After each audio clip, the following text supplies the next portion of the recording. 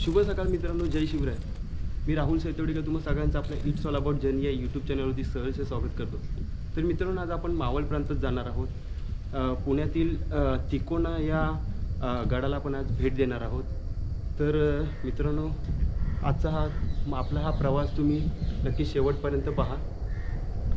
तर मित्रांनो, आत्ता सकाळचे 6:30 वाजलेत आणि मी आता आपल्या घराच्या इथून निघतोय. तर खूप लेट झालं ऑलरेडी. आपले काही मित्रमंडळी वाट पाहत आहेत आणि आपली बाईक आहे. 1 मिनिट दाखवतो. हे पहा, बाईक ऑलरेडी रेडी झाली आहे प्रवासासाठी. चला तर आता आपण आपल्या प्रवासाला सुरुवात करूया.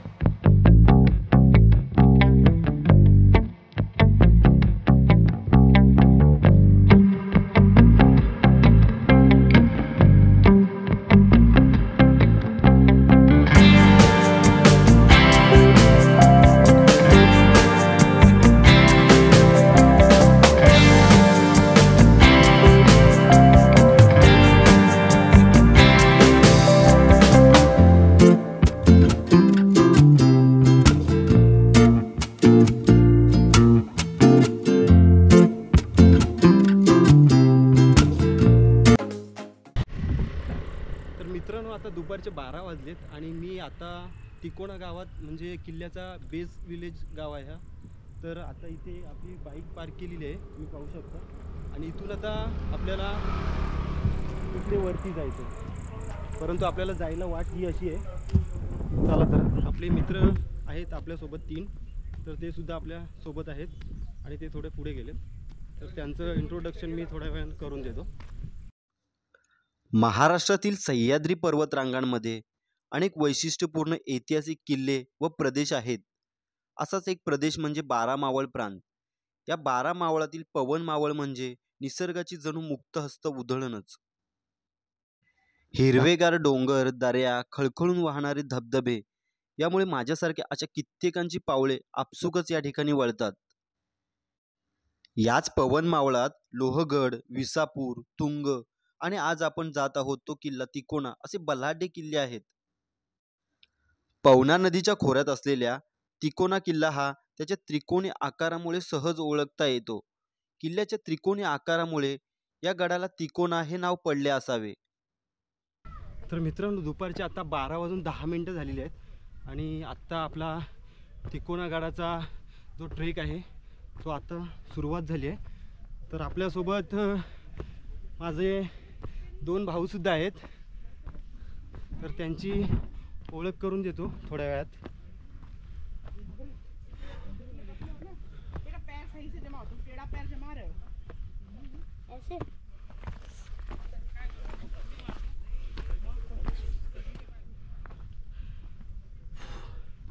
खूप जास्त ऊन आहे, त्यामुळं चढाई करताना खूप जास्त दमछाक होणार आहे।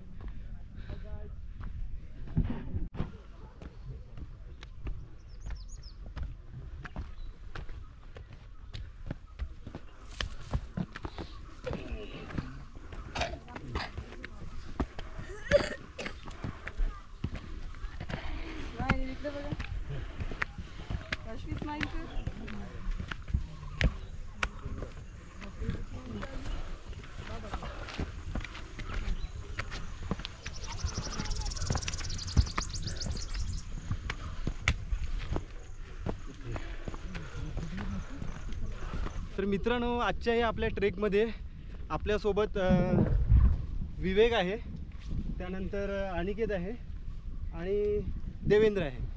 तर हे देवेंद्र आणि विवेक आहेत, ते एक माझ्या मावशीचा मुलगा आहे आणि दुसरा मोठ्या मामाचा मुलगा आहे। यावेळी त्यांच्यासोबत ट्रेक करण्याचा योग आला आहे। प्लॅन म्हणजे अचानक ठरला आहे, असं काही प्लॅन केलेला नव्हता, पण कालच संध्याकाळी पप्प्याचा मेसेज आला मला की अरे राहुल, उद्या कुठे जायचं आहे का, फ्री आहेस तर मीही ठरवलं की माझंसुद्धा काहीच प्लॅन नव्हतं, तर मग मी होकारार्थी मान हलवली आणि आज तुम्ही पाहू शकता त्याचंच हे खूप मोठं एक्झाम्पल आहे। आम्ही आज तिकोनाला भेट द्यायला आलो आहे। खूप रखरखता ऊन आहे आणि या उन्हातून हा ट्रेक करणं खूप आम्हाला कठीण जाणार आहे।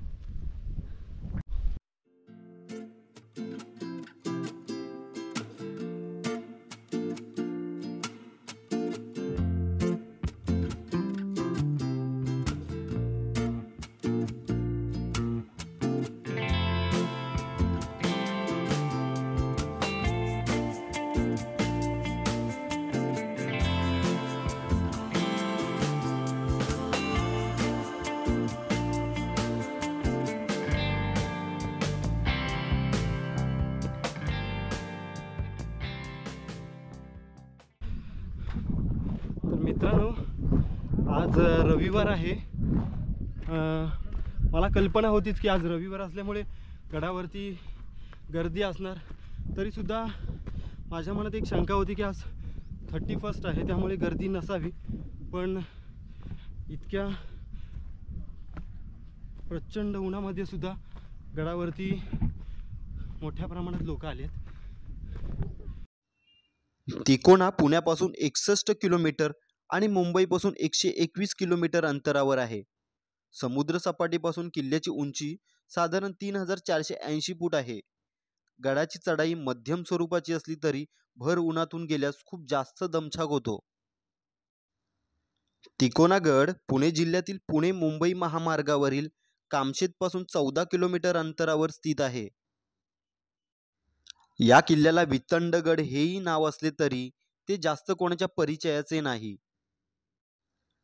गडावर जायला एकूण 3 वाटा आहेत, काशिंग, घेवण आणि तिकोना पेठ।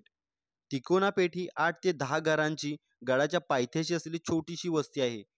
या पेठीतून गडावर जायला पुन्हा 2 वाटा जातात। पहिली वाट सरळ चढण असणारी, जी पालथा दरवाजातून डोंगराच्या नाकाडीवरून जी खिंडीच्या जवळून माचीवर पोचते, तर दुसरी वाट वेताळ दरवाजा मार्गाने सरळ गडाच्या माचीवर नेऊन सोडते।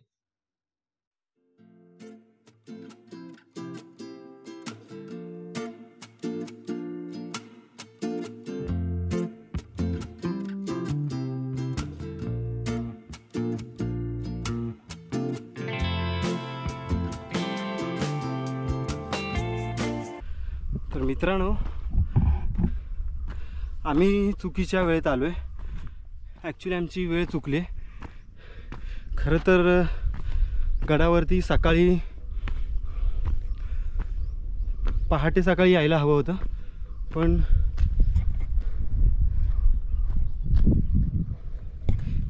इकडे यायला आम्हाला खूप उशीर झालेला आहे.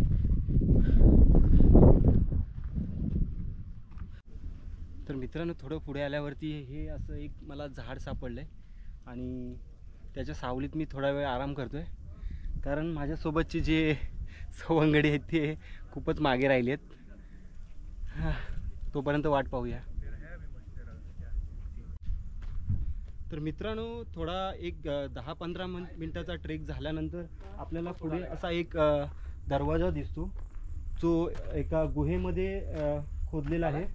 आणि हा दरवाजा आत्ताच म्हणजे खूप प्राचीन नाही आहे. मला वाटते की सह्याद्री प्रतिष्ठानने हा दरवाजा येथे नव्याने लावलेला आहे. तर आपण जवळ जाऊन पाहूया.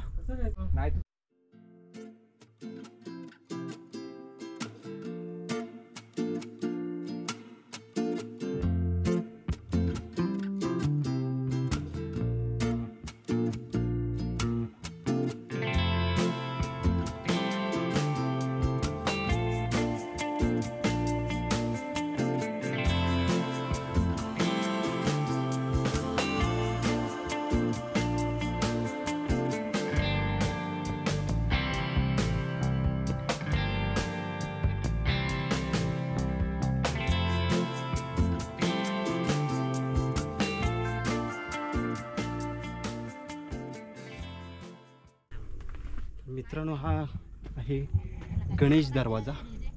हे पाहू शकता, दोन साईडला 2 बुरुज आहेत आणि ह्याची कमान आता नष्ट झालेली आहे संपूर्ण.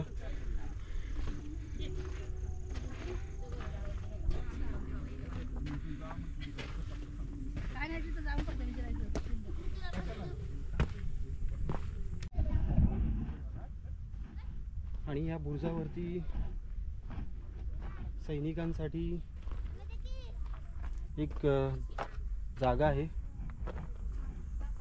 याला देवाड्या म्हणत असावेत.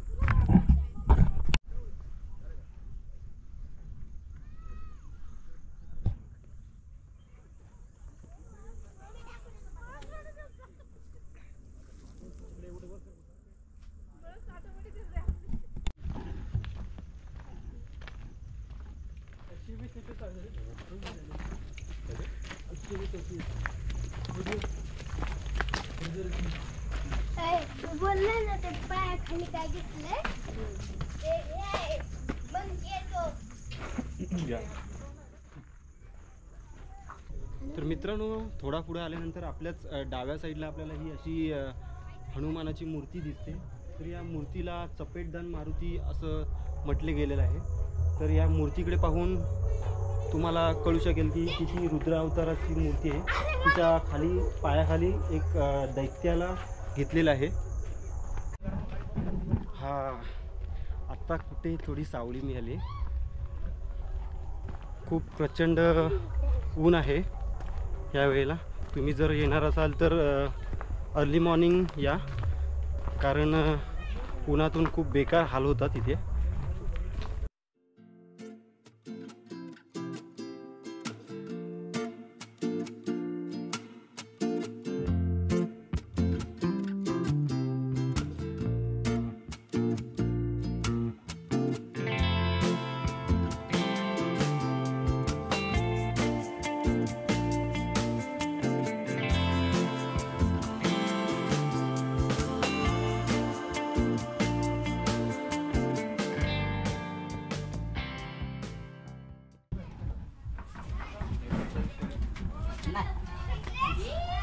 नेट आहे का?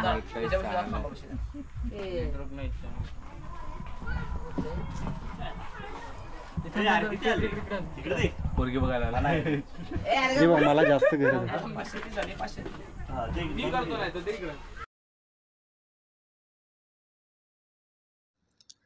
पुढे तळजाई देवीचे मंदिर व लेण्या आहेत. या लेण्या 5 खोल्यात विभागलेल्या आहेत. मंदिराच्या समोर थंडगार पाण्याचे तळे आहे. कदाचित याचमुळे समोर असणाऱ्या मंदिराला तळजाई मंदिर नाव पडले असावे.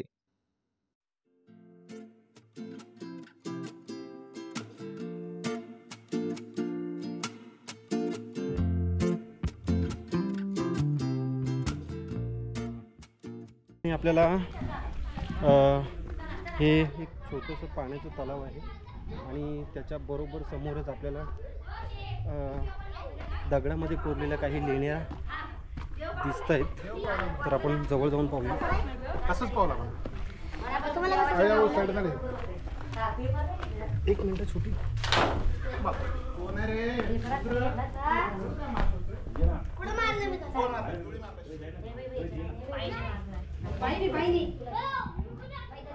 मित्रांनो समोरच आपल्याला असं देवीचं मंदिर दिसतंय. तर मित्रांनो हे तळजाई आईचं मंदिर आहे.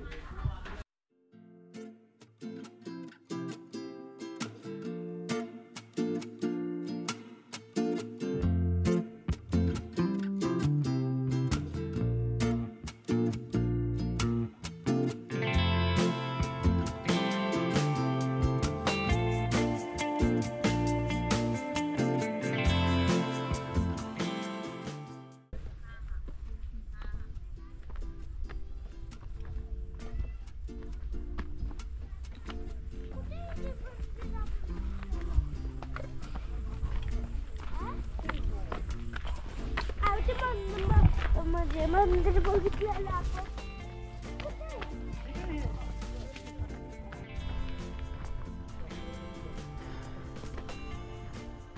तर मित्रांनो आपल्याला हा समोर दिसतोय तो चुन्याचा घाणा आहे. तुम्ही पाहू शकता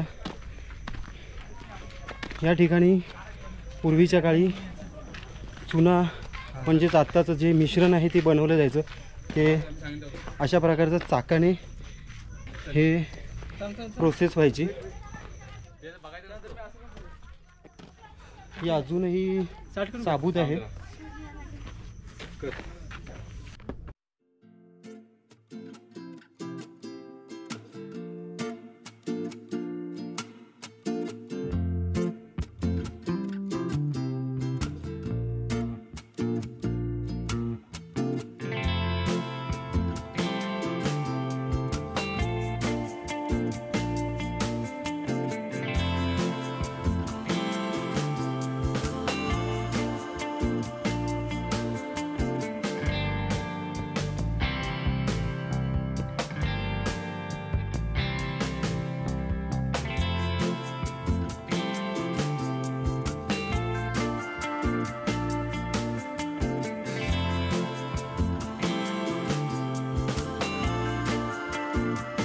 मित्रांनो अगदी दरवाजाच्या उजव्या साईडला ह्या अशा प्रकारच्या लेण्या खोदलेल्या आहेत आणि त्याच्या खाली हे पाण्याचं टाका आहे.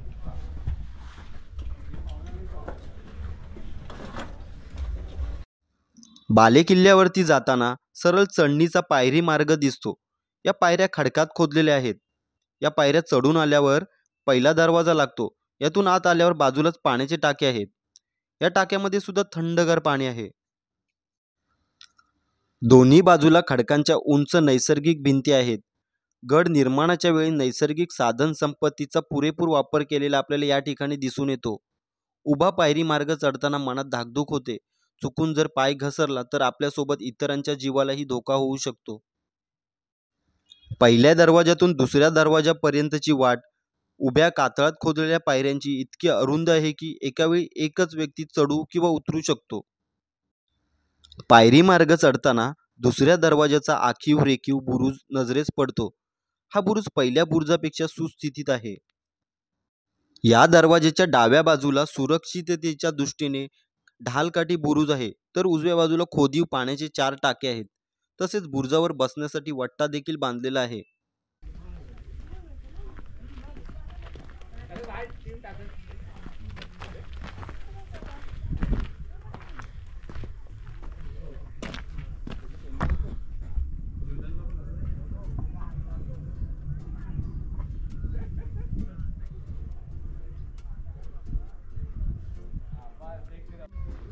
मित्रांनो आता शिड्यांचा पॅच होता तो, तर खूपच कठीण पॅच होता. हा बिगिनर्स लोक जे असतील, जे ट्रेकर्स असतील त्यांच्यासाठी खरंच खूप कठीण पॅच होता तो. आणि त्याच्यानंतर त्या दरवाज्यातून पुढे आल्यानंतर हा असा एक पुन्हा एक बुरुज आहे. तिसरा दरवाजा ओलांडून पुढे गेल्यावर मोकळे पटांगण व टेहळणी बुरुज आहे. या ठिकाणी पायरी चढून आल्यावर पडझड झालेला तिसरा दरवाजा आपल्या नजरेस पडतो. तो ओलांडून आत आल्यावर त्र्यंबकेश्वराचे एक लहानसे मंदिर आहे. मंदिराच्या खाली लेणी आणि खोदीव पाण्याच्या काही टाक्या आहेत आणि बुरुजालाच लागून धान्याची कोठारे व काही बांधकामाचे अवशेष आपल्या नजरेस पडतात.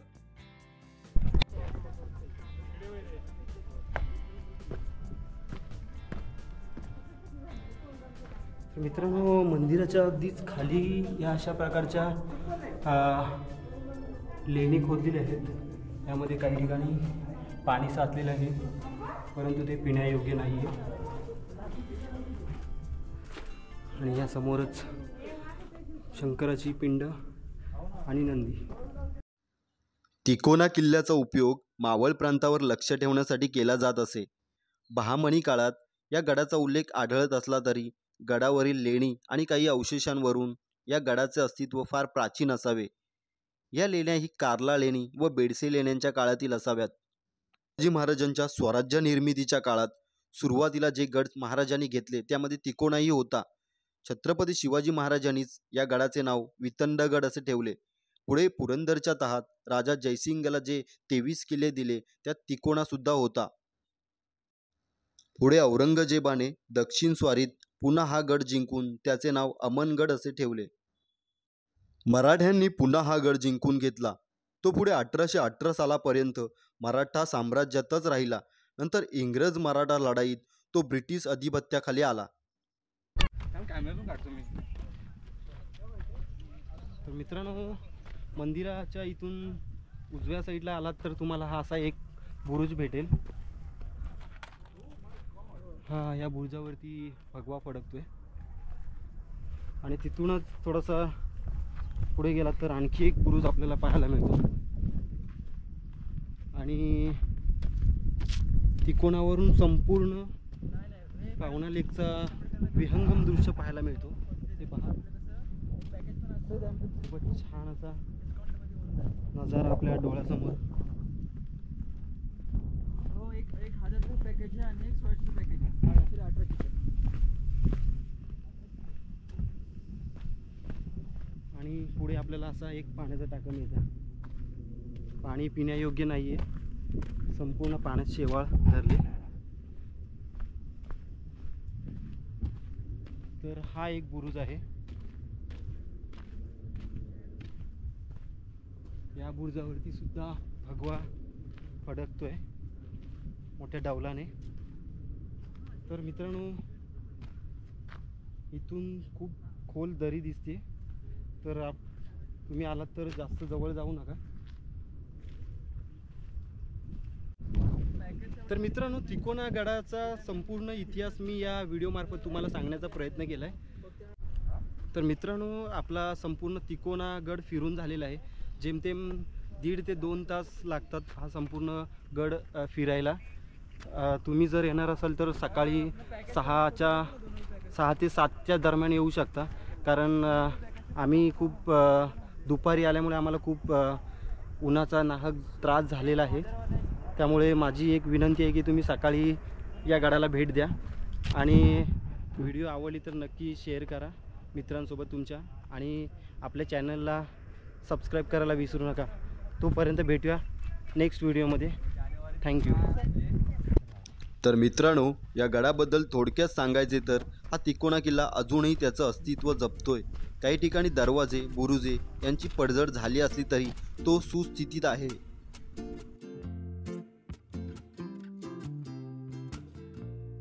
गडावर फार काही पाहण्यासारखे नसले तरी गडावर प्रेम करणाऱ्यांसाठी आणि आपल्यासारख्या दगडात इतिहास शोधणाऱ्यांसाठी तिकोना किल्ला पर्वणीच ठरतो.